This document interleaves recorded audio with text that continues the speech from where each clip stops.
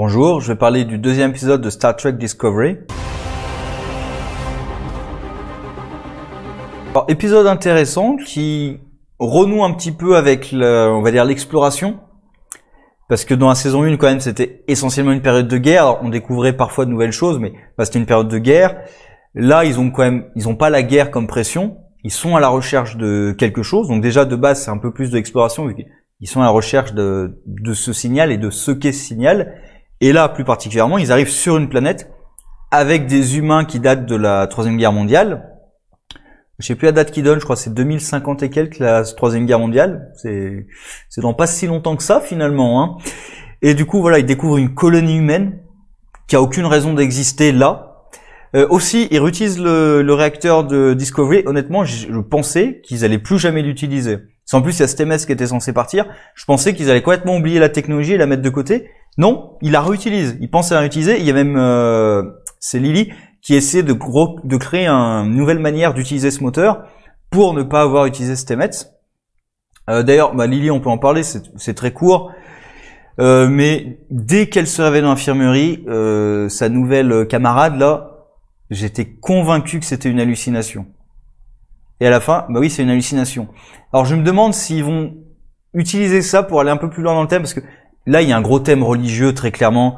Il y a Stamets qui est convaincu d'avoir vu l'esprit, l'âme, peu importe, de son amant dans je sais plus comment ils appellent ça, dans le réseau, là. Et Lily a une hallucination d'une de ses anciennes camarades de classe, apparemment, qui est morte. Donc, est-ce qu'ils vont essayer de jouer sur, est-ce que c'est une hallucination, est-ce que c'est un esprit, est-ce que c'est autre chose? Bon, pour Lily, je pense que ça va être assez clair que c'est dans sa tête et que c'est faux. Bon. Donc voilà, c'est une petite partie de l'épisode, mais ça a l'air de se raccrocher un peu au thème religieux en général. Et le thème religieux est aussi, alors, présenté, bon, c'est un peu, on va dire, c'est un peu caricatural, les deux positions, mais quand même, par Burnham et Pike. Parce que Pike a l'air d'être plutôt dans la foi, même si c'est lui qui sort la fameuse phrase de une technologie suffisamment avancée n'est pas discernable de la magie, réinventée dans une phrase que j'aime bien aussi, une civilisation extraterrestre suffisamment avancée n'est pas discernable de Dieu. Qui est alors un concept utilisé dans beaucoup de science-fiction, je pense à Stargate notamment évidemment, mais dans beaucoup d'œuvres de science-fiction comme ça. Et pourtant, c'est lui qui a l'air d'être du côté de la foi. C'est marrant parce que c'est lui qui sort cette phrase qui laisse suggérer du coup que toute forme de Dieu, de divinité, etc., ne serait en fait que de la technologie ou des aliens beaucoup plus avancés que nous. Et pourtant, c'est lui qui est dans la foi. Alors tout de suite, c'est montré de façon pas très subtile. Quand on dit le bâtiment, il reprend immédiatement l'église. Donc va tout de suite y reprendre. Ça va montrer que c'est lui qui est plutôt du côté de la foi. Mais quand même, ses interventions ont l'air de modérer un petit peu son propos. Et de l'autre côté, il y a Michael Burnham, évidemment, qui elle est pure science. C'est que de la science. D'ailleurs, c'est marrant parce que moi, j'avais assumé la même chose que Burnham. C'est que ce qu'elle avait vu, pour moi, c'était juste une hallucination. Et enfin, tel que on voyait Pike qui apparaissait, pour moi, c'était Pike en fait. Ce qu'elle voyait, l'espèce d'ange, pour moi, c'était Pike. Et apparemment, non, c'était vraiment quelque chose qui était présent. Alors, d'ailleurs, la fin de l'épisode confirme que c'était vraiment quelque chose de physiquement présent, puisqu'on le voit dans les vidéos. Là, donc on a l'opposition des deux. Après, Burnham montre quand même qu'elle a un peu évolué, vu qu'elle suit les ordres de son capitaine, jusqu'au bout, même alors qu'elle est en désaccord complet. Et les ordres, alors, ça aurait été intéressant pour moi d'aller un peu plus loin dans le conflit qu'ils ont, puisqu'ils invoquent la directive première, ce qui fait sens, parce qu'ils sont face à une population qui a l'air satisfaite de son sort. Après, je pensais qu'on allait tomber sur une population un peu genre Amish, qui refuse la technologie et tout, alors que non, ils refusent pas la technologie, c'est juste qu'ils n'arrivent pas à la faire marcher. D'ailleurs, c'est l'un des premiers trucs qu'ils disent, c'est on a un générateur, mais voilà, il est en rade et on n'a pas les outils, on sait pas quoi faire, voilà quoi. Nous, on aimerait bien avoir de la technologie, mais on n'y arrive pas. Et du coup, ils sont sur un syncrétisme où ils ont mélangé plein de religions.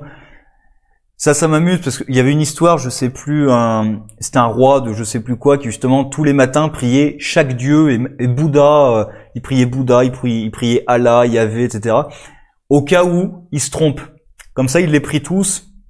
Bon, après, vu toutes les religions qui existent ou qui ont existé sur Terre, c'est pas physiquement possible de prier tous les dieux qui existent. Hein. Surtout qu'il y en a qui prendraient certainement ombrage que t'en pries d'autres. Bon, mais voilà, c'est amusant d'avoir plein de religions terrestres mélangées en une seule. Bon, ils vont pas très loin après avec ce concept, et ça reste quelque chose d'assez superficiel sur on savait pas quel dieu prier, alors on a mélangé un peu tout et n'importe quoi. En même temps, comme vous avez vu un ange, c'est par exemple l'hindouisme, il n'y a pas d'ange comme ça. L'appeler ange et ensuite parler de mélanger de l'hindouisme, du Wicca. Wicca, je connais pas beaucoup, mais il me semble c'est un peu c'est le truc souvent qu'on va mélanger avec la sorcellerie, les sorcières, tout comme ça, il me semble. Hein, donc, mais je connais pas beaucoup, donc mais ça, pour moi, c'est un truc un peu païen avec la nature. Enfin, de toute façon, c'est païen de toute façon hein, par rapport aux autres religions.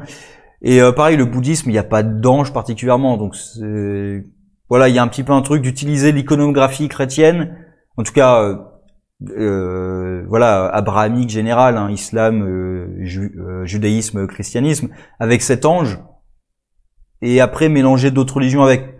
Bon, après voilà, on n'a pas affaire à des théologiens, c'est des gens lambda quoi, c'est pas des théologiens forcenés, donc ils ont fait un peu avec les moyens du bord. Et donc on a l'opposition Burnham aussi, Pike sur la religion et sur la directive première. Ça fait sens d'utiliser la directive première là, du moment où ils ont affaire à des gens qui sont contents de leur sort, plus ou moins. Ils préféraient peut-être mieux, mais voilà, ils vivent paisiblement, il y a pas de souci. Par contre, là où j'aurais un petit problème, mais à la fin de l'épisode quand même, ils y pensent, ils le corrigent, et Burnham décide pas de le faire toute seule, elle en parle à Pike aussi, voilà. Enfin, des gens qui discutent et qui prennent des décisions ensemble, ça fait plaisir plutôt que chacun dans son coin faire comme on veut. Le mécanicien, on peut dire ça comme ça, l'ingénieur, je sais pas comment exactement le dire, qui lui dit clairement qu'il sait, il est absolument convaincu et sûr de lui que ce sont des humains venus d'autres planètes et qu'ils ont une technologie avancée, et il leur demande même de le ramener sur Terre. Et pour moi, ça change un petit peu, parce que la directive première face à des gens qui ne suspectent rien et qui sont contents de leur sort, c'est une chose, mais face à un terrien qui est là, enfin un descendant de terrien qui est là contre son gré, qui a été transporté là contre son gré, certes apparemment pour leur sauver la vie, mais voilà, et qui leur demande de le ramener à sa civilisation, pour moi déjà c'est plus la même problématique. Mais après à la fin il change parce qu'il leur demande de le ramener, et puis à la fin finalement il est très content juste d'avoir sa réponse. Bon, et en même temps il lui donne un générateur, donc en même temps la directive première, voilà, il était arché sur sa directive première, et à la fin il fait du troc avec une technologie avancée. Bon, il aurait peut-être pu, je sais pas, peut-être juste pu l'aider à réparer son truc. Là, j'ai l'impression qu'il donne un générateur quand même. Alors, je sais pas, après, c'est peut-être un générateur de la génération qu'il a. Mais j'ai quand même l'impression qu'il lui donne un générateur d'une autre génération. Là, je peux me tromper, hein. Peut-être qu'il lui donne un générateur de la bonne génération et du coup, il enfreint pas vraiment la directive première. Sinon, il y a aussi l'astéroïde radioactif qui allait s'écraser et... Alors en soi, j'ai envie de dire, ça sert à rien. Ça sert peut-être, on verra sur la globalité, ça sert peut-être à dire, on nous a emmenés là pour préserver la colonie de cette menace.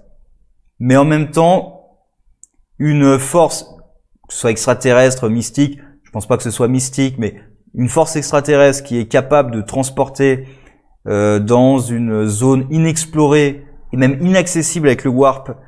Ils ont besoin d'utiliser leur réacteur. Avec le warp, ça serait inaccessible. Ils sont capables d'amener toute une église et tous les gens dedans sur une autre planète comme ça. Ils devraient être capables de s'en occuper de cet astéroïde-là, vu comment le Discovery réussit à s'en occuper. Voilà. Mais voilà, la scène de l'astéroïde en soi, ça sert à rien. Ça sert peut-être à justifier, à faire croire à l'équipage qu'il y a une raison qui les emmène là. Là, ça va peut-être être ça. Mais bon, j'aurais préféré un peu plus de temps sur la colonie et plus de discussions en fait sur la directive première. Vraiment des discussions posées entre les personnages. Après, il n'y a pas trop de discussions houleuses, on va dire. C'est pas trop véhément entre les personnages. Et même à la fin, Burnham va discuter calmement avec Pike plutôt que d'agir par elle-même. C'est plutôt sympathique. On parle aussi de Spock rapidement en disant qu'il s'est interné. Pas il s'est fait interner, il s'est interné. Et qu'il a refusé qu'on en dise quoi que ce soit à sa famille. Alors pourquoi exactement, vu qu'il a ces visions-là, pourquoi? J'imagine quand même à un moment ou à un autre on va aller lui parler. Enfin j'espère, ça me paraît évident, mais quand? Voilà, combien de temps est-ce qu'on va attendre avant d'aller lui parler? Quelles informations il va donner? Bon, voilà, pour l'instant, ils ont pas grand-chose sur ces signaux, à part que y en a un qui pop de temps en temps, ils y vont et ils découvrent quelque chose à chaque fois. Donc bon, pour l'instant, moi, je suis plutôt dedans.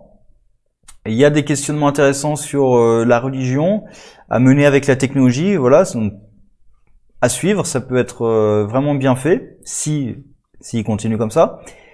Sur ce, au revoir.